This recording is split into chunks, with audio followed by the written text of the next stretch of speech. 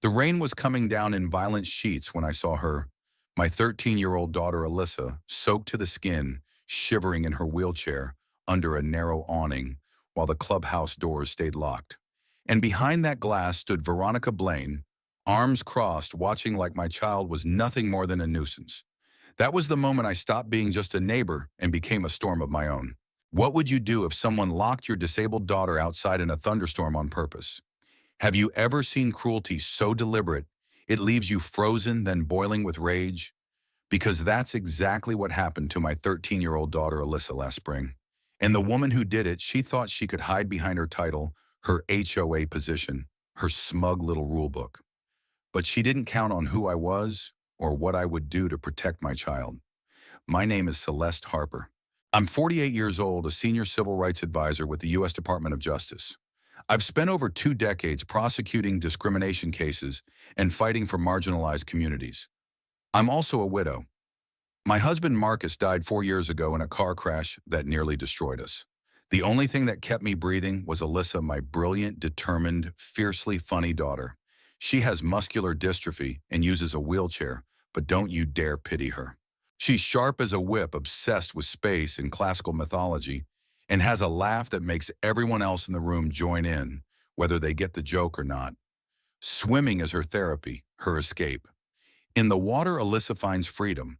Her physical therapist described it as essential for her muscle control and emotional health.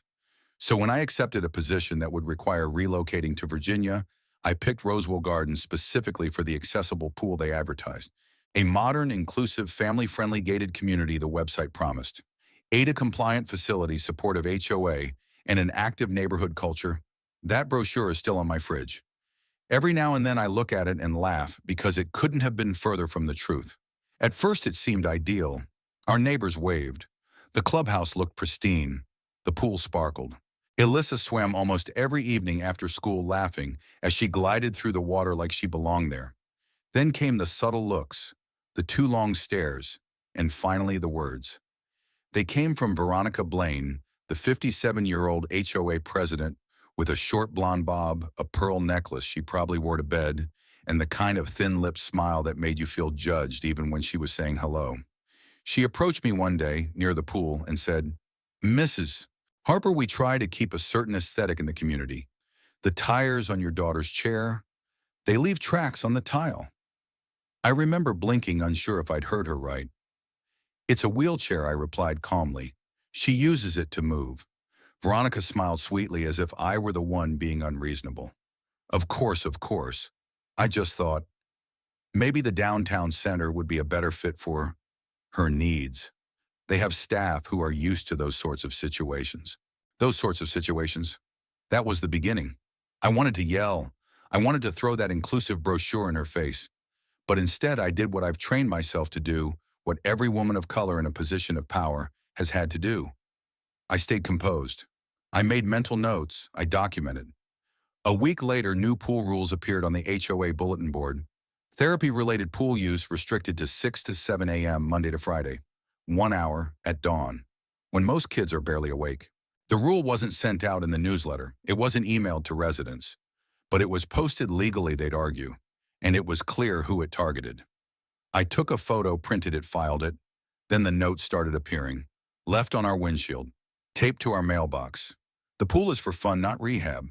Eyesores lower property values. Why don't you people ever follow the rules? Each one folded neatly into my growing case file. Each one chipping away at Alyssa's spirit. "I'm used to it, Mom," she said one night after a particularly cruel note.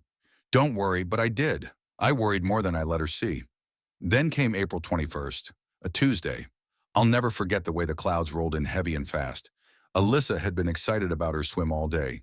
She had a science quiz that went well, and we'd stop for ice cream on the way home. I dropped her off at the clubhouse like I always did, kissed her forehead and said, "Call me if it rains, I'll come right back." She nodded.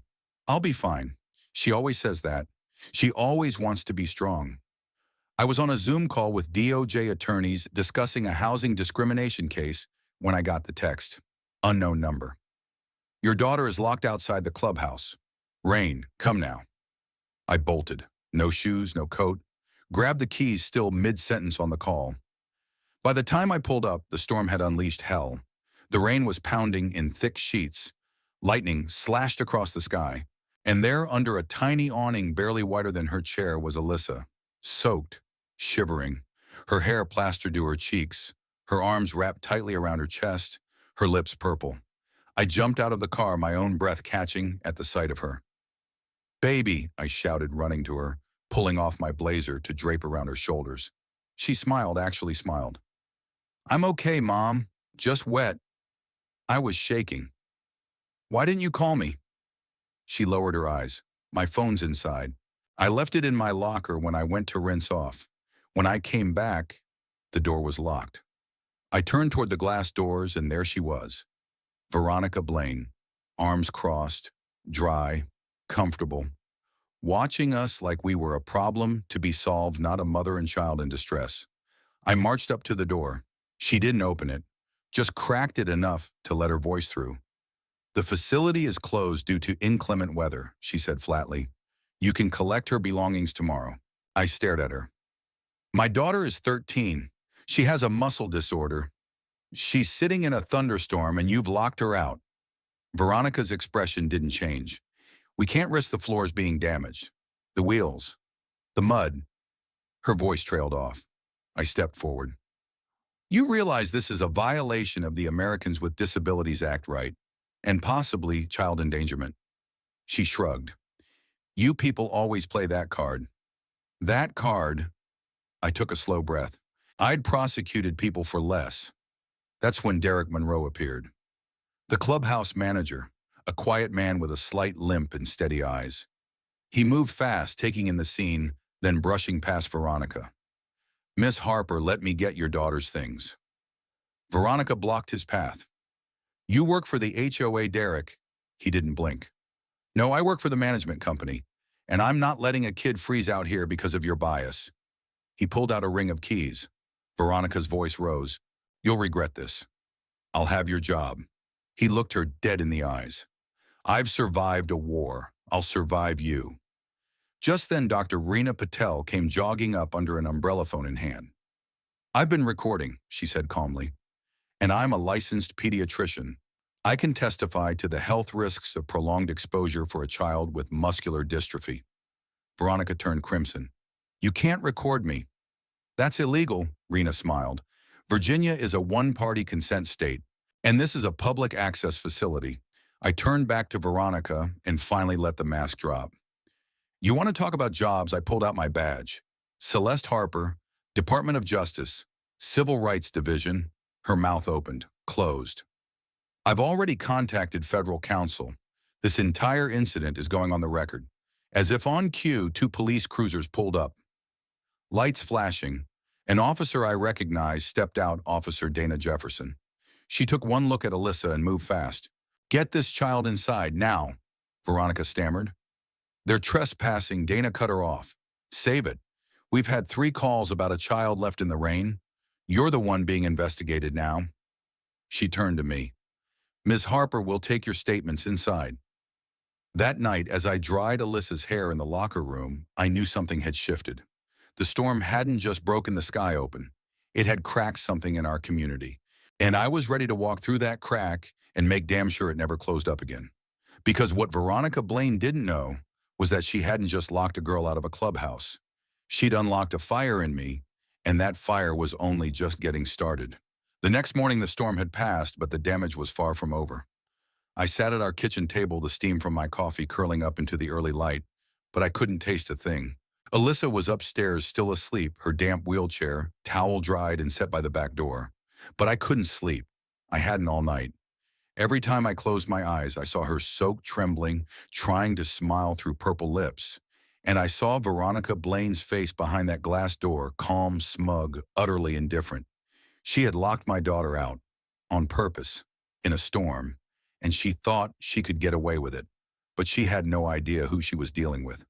By noon, the footage Dr. Patel had captured was already circulating privately among several residents. A few neighbors I barely knew texted me.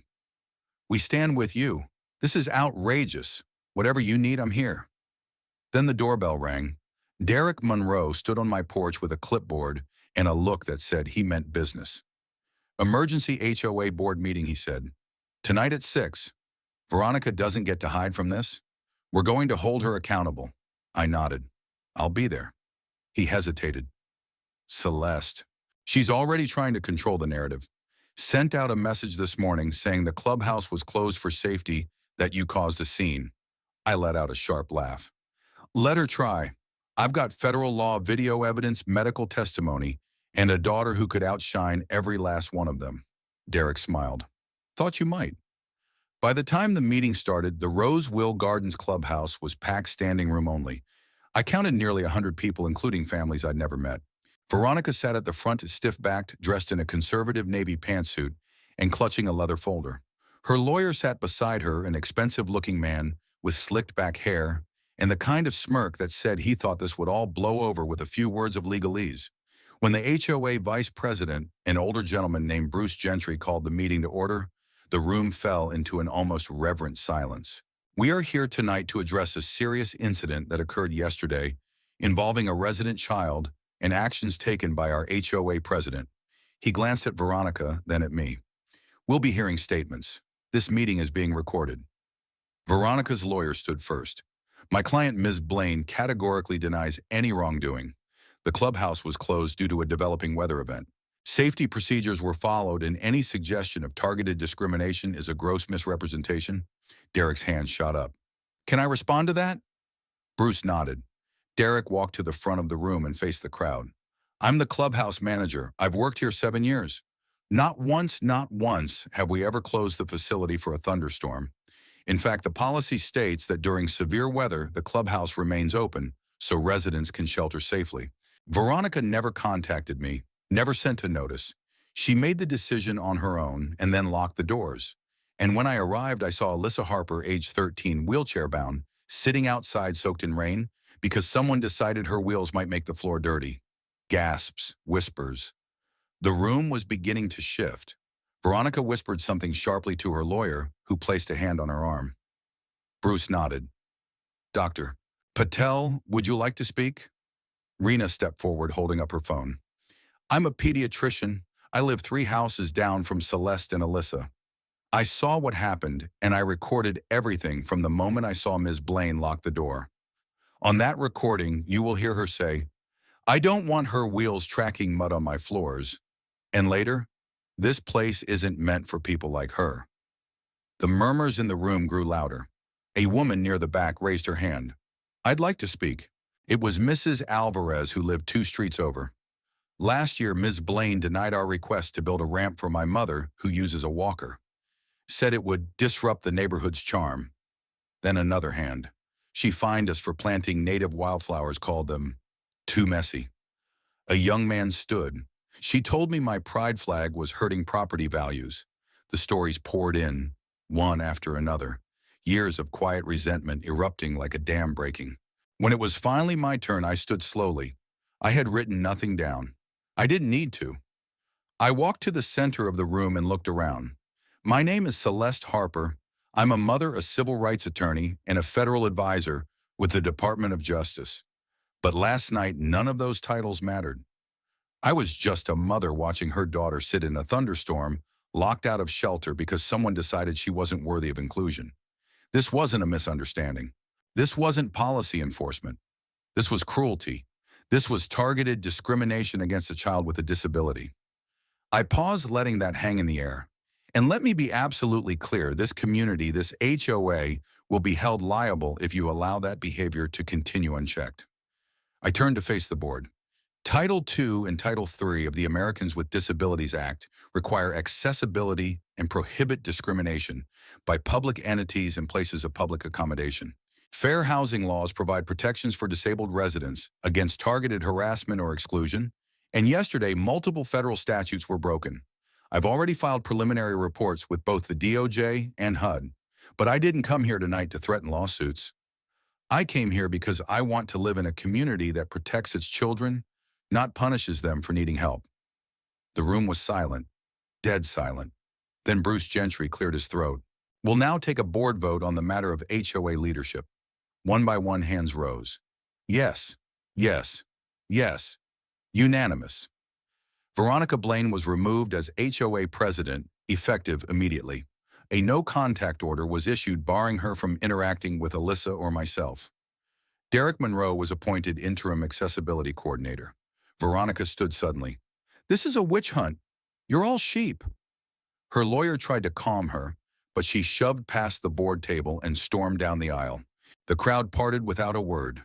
As she pushed through the doors, it was as if a collective weight had lifted. People began talking, clapping Derek on the back, thanking Dr. Patel, and finally approaching me.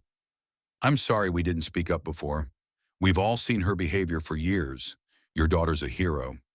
That night, as Alyssa sat beside me on the couch watching a movie with her feet tucked under a fuzzy blanket, I felt something I hadn't felt in a long time.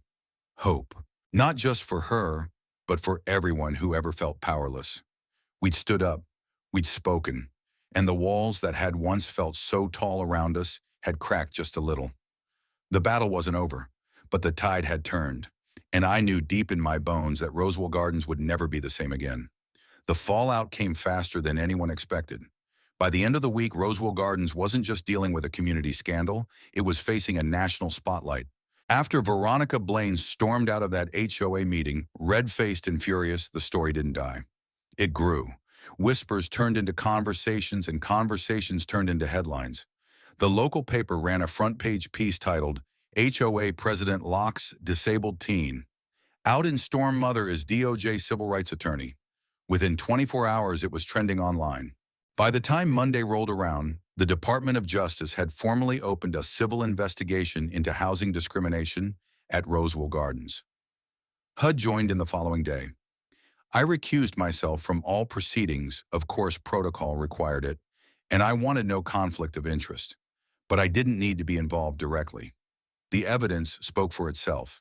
Rena's video, Derek's testimony, the HOA meeting recording, and the outpouring from neighbors who had been too afraid to speak until someone else cracked the silence. That someone had been Alyssa, and now the silence was gone for good. Meanwhile, Veronica's carefully cultivated life began to unravel. Her husband, a prominent financial planner in Richmond, filed for divorce citing irreconcilable public damage. Their oversized colonial-style house, once the centerpiece of Rosewell Gardens brochures, sat on the market for months. Every time a realtor brought clients by, they recognized the address from the news and declined to step out of the car. The asking price dropped twice. Then again. Eventually, the property listing vanished altogether. Rumor was she'd pulled it off the market out of embarrassment. She still lived there, mostly hidden from view shades drawn. No one waved anymore. But while her life dimmed, the community brightened. Change swept through Rosewell Gardens like a long overdue spring. Derek, now serving officially as the HOA's interim accessibility coordinator, spearheaded an audit of every shared facility. Ramps were installed at every entrance, including the community garden and clubhouse patio. The pool received new lift equipment, and height-adjustable changing benches were added in both locker rooms.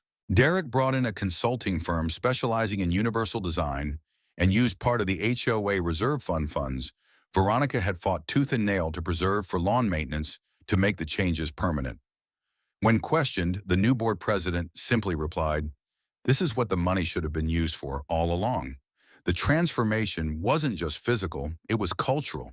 Diversity events began popping up: cookouts, educational panels, even a community art day that celebrated residents' backgrounds. HOA meetings now included rotating translators for non-English speaking households. For the first time in the neighborhood's history, a committee was formed dedicated solely to inclusion and equity. And the first person asked to speak at their kickoff event was Alyssa. It started small. A 10-minute speech at the community center about her experience and what accessibility meant to her. But word spread quickly. A local school invited her, then two more, then a regional disability rights group. Then, astonishingly, a request came from the Virginia State Capitol: would Alyssa be willing to participate in a youth panel on disability advocacy? I sat next to her in the car that morning, watching her nervously fidget with her notes. "You nervous kiddo?" I asked. She looked up at me and smiled, not a forced smile, but one filled with purpose. "Not really," she said. "After what I went through with Veronica, standing in front of a few lawmakers doesn't scare me." I felt tears prick the back of my eyes. "You're braver than most adults I know." She shrugged. "I had a good teacher." 6 months after the storm, Roseville Gardens hosted its first adaptive swim meet, co-sponsored by the local Parks and Rec Department and a regional para-athletic league. The community pool had been completely upgraded. Wider decks, accessible bleachers, even sensory-friendly lighting. Derek organized it all personally, overseeing the logistics, checking every detail. "We've got to get it right," he told me the night before. "Not just for Alyssa, for every kid who never felt like they belonged in places like this." And on the day of the meet, under a bright Virginia sky, with families packed along the edge of the pool and handmade signs cheering on swimmers of every shape and ability, I saw my daughter rise. She won her race first place in her division. But it wasn't the ribbon that mattered. It was the moment she pulled herself out of the pool, dripping wet and triumphant, and turned to face the crowd. People stood, clapped, cheered her name. And then quietly, I noticed someone standing at the far end of the fence, wearing a volunteer's t-shirt, oversized and wrinkled, clipboard in hand, face carefully blank, Veronica Blaine. As part of her settlement agreement, one reached after weeks of negotiation with DOJ attorneys. She had been ordered to complete 200 hours of community service at disability-focused facilities. Her lawyer had tried to argue for an exemption. The judge refused. "You'll serve the community you harmed," he'd ruled. "And you'll see the children you tried to keep out." She never spoke to us that day, didn't approach Alyssa, didn't acknowledge me. But our eyes met for a brief moment. I didn't smile, neither did she. But she looked away first, and that was enough. The final terms of her settlement included more than just community service. She paid a substantial donation to a national disability rights organization.